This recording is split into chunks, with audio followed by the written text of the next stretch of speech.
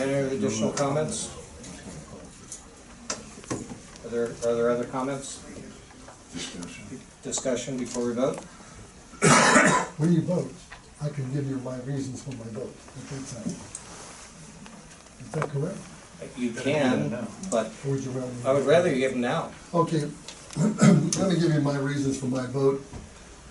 This has been a long, I wrote this thing out, and believe me, I spent hours and hours going over this and losing sleep. This has been a long, and we all have.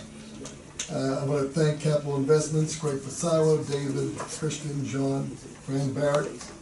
Thank you, Tim Mara, Jack Bloom, Sycamore, especially Sycamore Township residents for the work, time, passion that you put into presenting your cases. The trustees work and vote in the best interest of Sycamore Township residents. It's an important part of leadership and good government, but there must be a balance, residents, business, and development. This vote, I believe, will be the most important for any trustee in the recent history of Sycamore Township. And my statement isn't an exaggeration. We must make a critical decision and plan for the future of our township. This isn't about taking care of an isolated problem of air conditioning a school. We have to find another creative way to make that happen. The letter the Deer Park Sycamore Township residents received, paid for by Capital to support and endorse the proposal, is dependent on a contract the school board signed, which is full of a lot of ifs. A number of residents were offended by this action. We'll give you $1.2 million for the school's air conditioner. This was not a philanthropic gesture, but an advance on tax money they are obligated to pay. This action by Capital, as we have witnessed in past meetings in this room, was very divisive for our community and may have long-term repercussions. In Capital's concluding remarks that I received from them, they said, and they're here tonight, there are 286 voters so far in the Deer Park School District who have endorsed this project, and many more that will carry their voice to the polls in the future. Let me reiterate, we have to find another way to get Deer Park High School air conditioning, and I promise you we will. This isn't about finding parking spaces for 350 cars of Jewish hospital employees. The hospital knew the parking constraints which faced them when they spent millions on remodeling. That problem should have been addressed by my predecessors years ago when expansion was granted. C.I.G isn't giving them parking, they're actually paying for it. I also question, as some residents did at Jewish Hospital, was so excited about this project, why didn't we hear from even one representative from Jewish Hospital to come to us and support this development? We heard how dangerous it is for hospital employees to cross the street, and then we heard how convenient it will be for the apartment residents to cross the street and visit the mall. Capital made it clear that if we didn't accept their proposal, Capital can do an alternative. They stated that as of right, they could build 350,000 square feet of office on their site. This was presented in what I considered and said was a threat. Plan A, that has a 40-plus foot setback, but Plan B will be 20 feet from your property.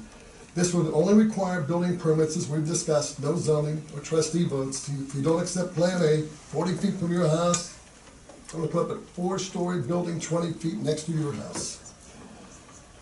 When they submitted Plan A, that figure was $370,000. I want to just say that we get $375,000 from one building on Montgomery Road, Redstone. Redstone gives us around $375,000. The money that Mr. Bickford showed us on Plan B was $540,000 to $772,000. Could literally double the amount of money on that. But our administrator said that we can do this because the Plan A, they can do this, giving us the JED because they're asking for variances in their development. So it's a trade. We give you the variances and you give us the JED, and that gives us an earning tax on the workers and corporations in the district. I just hope that the variances are locked in and that we don't see an addition, then an addition. Greg Fusaro has refused to add the JED, as you heard on Plan B. I believe you didn't act in good faith when you presented Plan B. It is a bluff. It's a bluff. You have no intention, you had no intention of developing this. You made it as undesirable as possible. The underground parking garage, we've already discussed that money.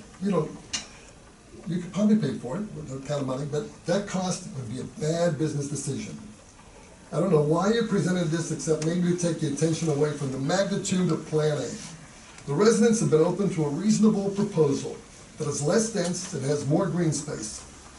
There is no question almost every inch of natural greenery will be destroyed. You're gambling that no one would want Plan B. The last meeting, I asked Greg Pissarro why he paid 3 to 4 times the value for his property. He responded, "We saw the action and we wanted in on it." Well, with action, there is risk. And a quick history lesson, Capital went before the Regional Planning Commission in May. Harry Holbert, our zoning director, left because he had to feed his car meter and didn't return. Capital then withdrew their formal request, but the documentation that I have, the recommendation was denial, and part of that was the required right-of-way along Kenwood Road. July 9th, the zoning commission, same story, denied, and again, the right-of-way on Kenwood Road. Ted Hubbard, October 19th, a letter, yep, okay, we're gonna do this, but you need to have the right-of-way dedication. And then all of a sudden, Greg Beckford found you don't need to have a right-of-way because this is not a zone change. But it is, it's still subject to the Board of Trustees. We could deny this and request the right-of-way dedication. This has come up from day one, over and over again, the right-of-way dedication. This is valuable land we're talking about, we may need it in the future. Capital has to be part of the solution to the traffic problems, both present and future. I'm sure Capital believes in this project, but mixed use doesn't have to include everything that you have. Please make it less massive. We heard hours of discussion about the confusing Sycamore Township plan. It appears Capital is in violation of the Kenwood Progress Plan of 2002, 2008, the land use plan, but wait a second. Look at the SPI, Special Public Interest District of 2004. It could allow them to do their development. Now, Jack Flume, the architect who's here with us tonight, key player in creating the plans, says it was his vision, along with others. This is how it will work. They had no idea that their plan, their vision would be hijacked, abused in this manner. In an earlier meeting, Jack clearly showed how this development violated 10 standards for PUD, the Planned Unit Development. Failed miserably. Size, physical features of project, adequate protection of surrounding property, that was number 6. He also showed where it failed to meet the obligations of the SPI district, Special Public Interest, the overlay district. It didn't meet the required mixed use requirements. The intent was mixed use, low intensity, 1- and 2-story structures compatible with the neighborhood. That was their intention when they created the plans. It was to be transitional and blend into the neighborhood. The 2002 plan hasn't been updated in 16 years. I blame our administration, the trustees who served before me for this obvious oversight. Sycamore Township is negligent. The residents deserve better than you're going to get it. The township has no plan. If we get a plan, the size and physical features of this project and the adequate protection of surrounding property would have been addressed.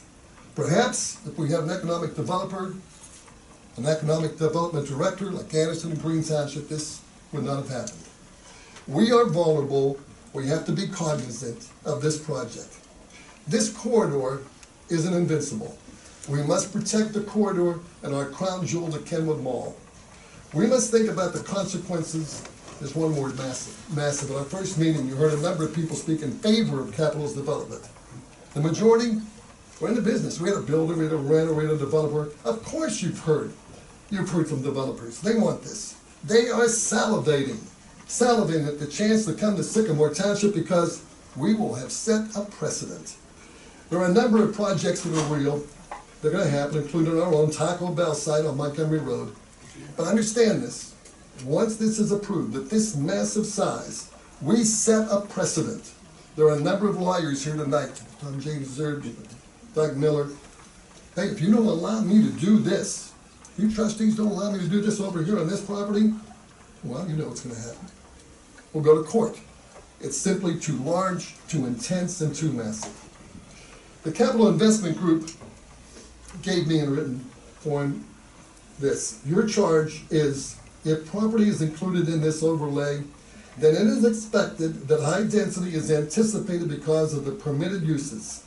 It is your fiduciary responsibility as a trustee to adhere to the statutes and provisions that govern the operation of the township. Strong, it's really strong. I mean, I wrestled with that. But last year when I was elected trustee, I was the highest vote getter. I ran on transparency and common sense.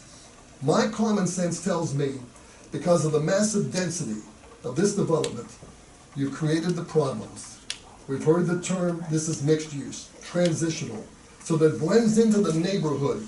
In no way is this compatible with that neighborhood.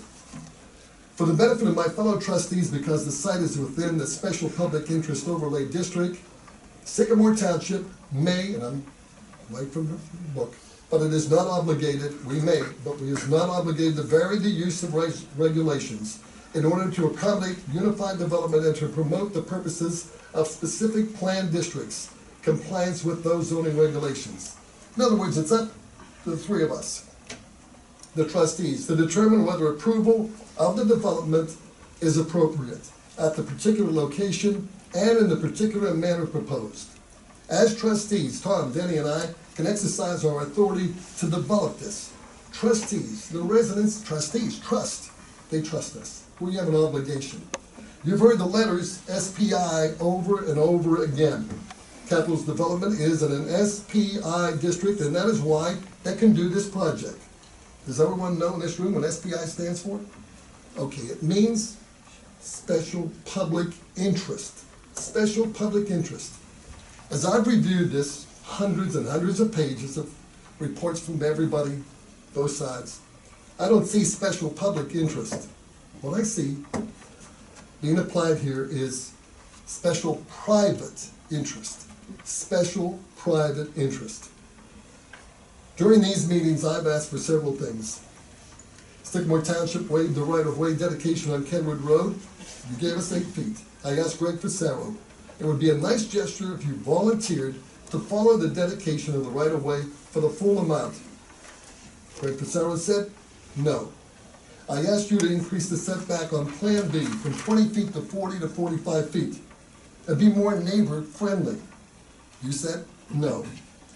I asked because this is such a massive development, incidentally with no personality, just concrete and more concrete. If you look at the aqua, and one resident said sterile looking, no style, no character. I asked Greg to eliminate the hotel. In its place, give us more green space, breathing room. You said, no. During this journey along the way, information to support the developer showed up suddenly. The JED not applicable to Plan B, the right-of-way on Kenwood Road. Don't have to abide by this, it's not a zone change. Greg Fasaro, you are so sure of yourself. In all these months, you have not changed your plans in any significant way. Am I missing something? I mean, I'm the new trustee. I know I'm the outside guy. What am I missing? As a trustee, it is imperative that we cast the right vote. We have to protect Sycamore Township. For those reasons, I'm saying no to this. And in fairness to Sycamore Township, the residents, in fairness to Capital, the investment group, let me add this.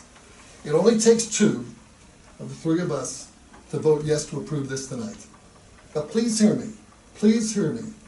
I will not change my mind going forward with this plan. And make this very, very clear. When it is time to approve the TIF, the tax increment financing for this project, I believe you were looking for somewhere in the neighborhood of $6 million or whatever that number is, my vote will still be no. No. Also, let me add this. I understand Capital was looking to receive money from the Port Authority, maybe $11 to $12 million.